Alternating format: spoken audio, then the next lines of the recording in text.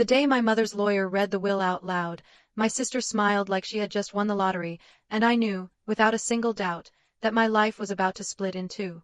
We were seated in a glass-walled conference room in Ikoyi, the kind of place that smelled like leather chairs and imported coffee.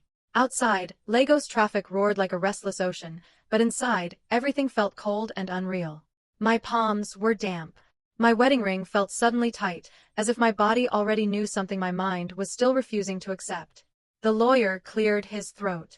"To my first daughter, Amara Okafor," he said, glancing at my sister, "I leave the 3-bedroom luxury apartment at Eco Atlantic, valued at approximately $4.5 million. Amara gasped theatrically, pressing a manicured hand to her chest. Her eyes flicked toward me for half a second, quick, sharp, measuring, before filling with fake tears. I swallowed. "And to my second daughter, Nkiru Okafor," the lawyer continued, "I leave the family property in Umuahia." The room went quiet. Not a word. Not a breath. I leaned forward. "Which family property?" I asked carefully. "The old structure behind your late grandfather's land," he replied. "The one registered as a storage residence." A storage residence. That was a polite way of saying a broken, run-down shack with a leaking roof, cracked walls, and no real road leading to it. Amara let out a soft laugh before quickly covering her mouth. "Sorry," she said, though she wasn't. "It's just, Mummy always said that place was useless." I stared at my sister, then at my husband, Kunnel, who was seated beside me. He didn't meet my eyes. And that was the first crack in my perfect life. From the outside, everything about my life looked enviable. I was 34, married to a respected real estate consultant, living in a tasteful Lekki duplex with cream walls and floor-to-ceiling windows. I ran a modest interior design firm, nothing flashy, but steady. People described me as calm, kind, the good daughter. Amara was the opposite. Loud, stylish, reckless in her 20s, the one who always needed saving. Yet somehow, she was also the one who could do no wrong in my mother's eyes. "Mummy worries about you," my mother used to tell me. "You are too soft. Life will eat you. And Amara? She has fire. She will survive anything." I used to believe love was not a competition. That belief died in that conference room. After the lawyer finished reading the will, we stood outside in the parking lot. The afternoon sun pressed heavily on my skin. Amara was already on her phone, laughing loudly. "Can you imagine?" she said. "Eco Atlantic. I won't even need Kunnel's help for anything now." She said his name casually, like it didn't belong to me. Kunnel finally looked at me then. "Nkiru, you're quiet," he said. "Are you okay?" I forced a smile. "I'm fine." But I wasn't. Because something didn't make sense. My mother hated that Umuahia property. She used to complain about it endlessly. She said it reminded her of poverty, of struggle, of my father. So why leave it to me? That night, as Kunnel slept beside me, I lay awake listening to the hum of the air conditioner. My mind replayed small memories I had ignored for years. My mother insisting that I sign documents without reading them. Amara visiting my house unannounced, often when Kunnel was home. Kunnel suddenly becoming overly interested in my family's assets after my mother fell sick. I turned to look at him in the dark. He was facing away from me. I told myself I was being paranoid. But paranoia, I would later learn, is sometimes just truth knocking softly. 2 weeks later, I traveled to Umuahia alone. The driver slowed down as we approached the property. My heart sank. The shack was worse than I remembered. Rusted zinc roof. Wooden door hanging crookedly. Overgrown weeds swallowing the compound. "So this is what $4.5 million defeated," I muttered. The driver looked at me through the rearview mirror. "Madam, are you sure this place is correct?" I nodded. I stepped out and walked slowly around the structure. The air smelled of damp earth and old wood. The silence was heavy, broken only by distant birds. I almost left. But something made me circle behind the shack. That was when I saw it. A small metal door at the base of the structure, half hidden by vines. I had never seen it before. My heart began to beat faster. I bent down and brushed the leaves aside. The door was locked, but the lock was old, rusted, neglected. Someone had not opened this place in years. Or so I thought. Because when I touched the lock, it was warm. Recently handled.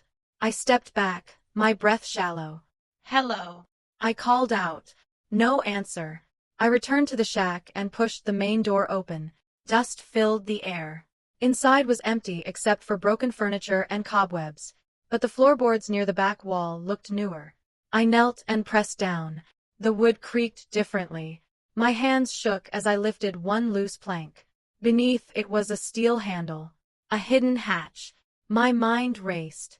Why would my mother leave me a useless shack with a hidden underground compartment? I closed the plank quickly when I heard footsteps outside. "Madam!" I froze. A man stood at the doorway, elderly, dark-skinned, with eyes too alert for someone his age. "I am Chaik," he said calmly. "I watch this land." "Who asked you to?" I demanded. He hesitated. "Your grandfather." My breath caught. "My grandfather has been dead for 20 years. Chaik nodded slowly. "Yes. But he prepared this place long before that." He stepped closer and lowered his voice. "Madam," he said, "did your mother ever tell you what your grandfather really did for a living?" My heart thundered in my chest. "No," I whispered. He looked at me intently. "Then you should open what is under that floor," he said. "Because your sister already knows."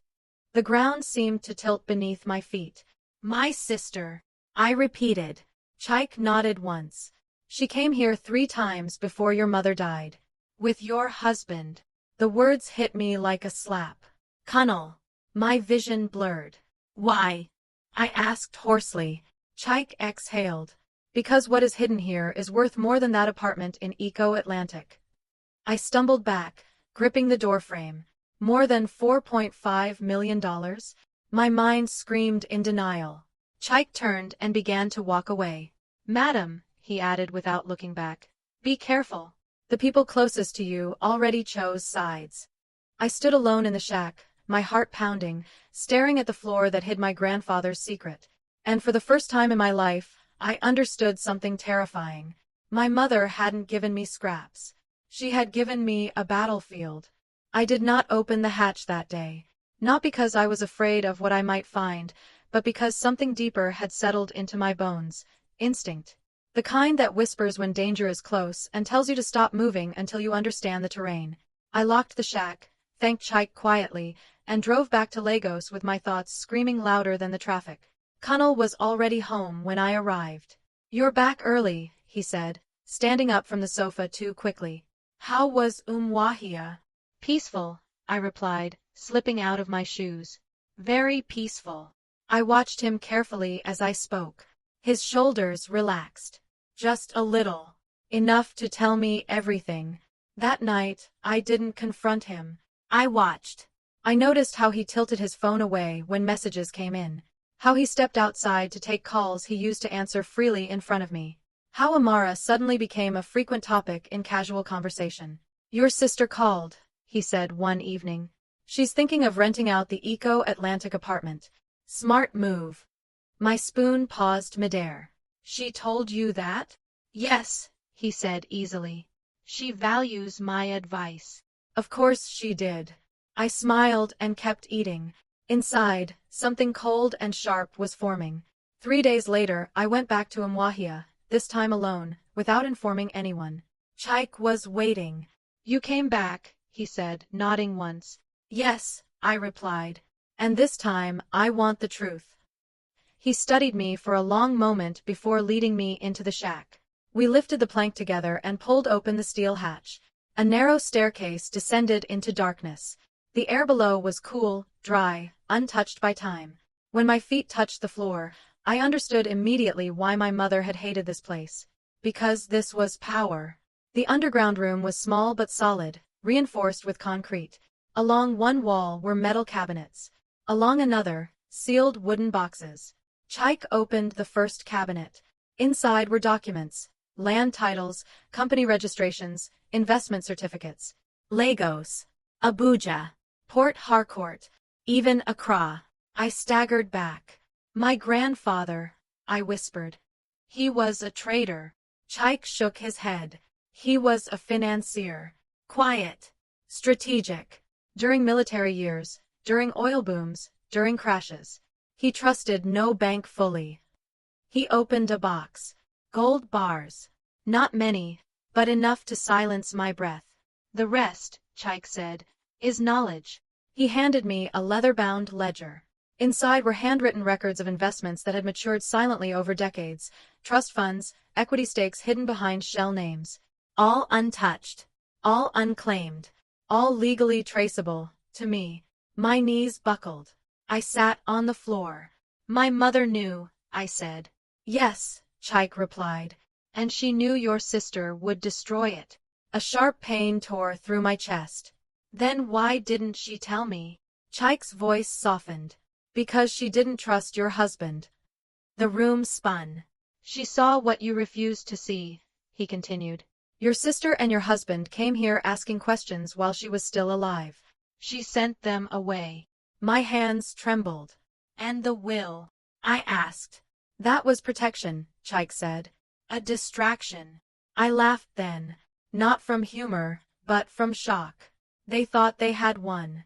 Back in Lagos, the betrayal revealed itself quickly. Kunnel started acting kind. Too kind. He brought flowers, suggested trips, spoke about fresh starts. One night, as we sat on the balcony overlooking the city lights, he took my hand. Nkiru, he said gently, have you ever thought about simplifying your life? I tilted my head. What do you mean? Your business, he said. Your stress. Maybe it's time to let me handle things. I could register a joint holding company. Protect you. There it was. I smiled softly. Let me think about it. He squeezed my hand. Take your time. But the next week, I received an email from a law firm I had never contacted. Divorce filing consultation. My heart didn't break. It hardened. That same evening, Amara came over unannounced. She walked around my living room like she owned it. You look tired, sister, she said. Marriage can drain a woman. I stared at her. Is that advice or observation? She smiled thinly. Both. She leaned closer. Kunnel deserves peace. If you love him, you should let him be happy. That was when I knew. They were already planning my exit. That night, I didn't cry. I planned. I met quietly with a private attorney recommended by Chike, someone who specialized in silent asset restructuring. We moved everything. Trusts activated. Holdings transferred. Names reassigned. Kunnel continued pushing for shared accounts, unaware that the accounts he monitored were now shells. Amara posted photos from the Eco-Atlantic apartment, champagne glasses, ocean views. She captioned one, blessed beyond measure. I almost laughed. Because she didn't know that the apartment's maintenance fees were tied to a company my grandfather owned, and I now controlled. Kunnel started losing his grip. Deals fell through. Clients stopped calling. Bank approvals delayed mysteriously. He came home frustrated. Something's wrong, he said one night. It's like doors are closing. I touched his shoulder gently. Maybe it's just stress. If you're enjoying this story, make sure to subscribe to the channel for more powerful African tales. Because what happened next changed everything. The final blow came from an unexpected place. My mother's old nurse called me. Madam, she whispered, I think you should know something. Before your mother died, she changed her will twice. My heart pounded. Why didn't the lawyer say that? Because, she said, your husband stopped the second version from being filed.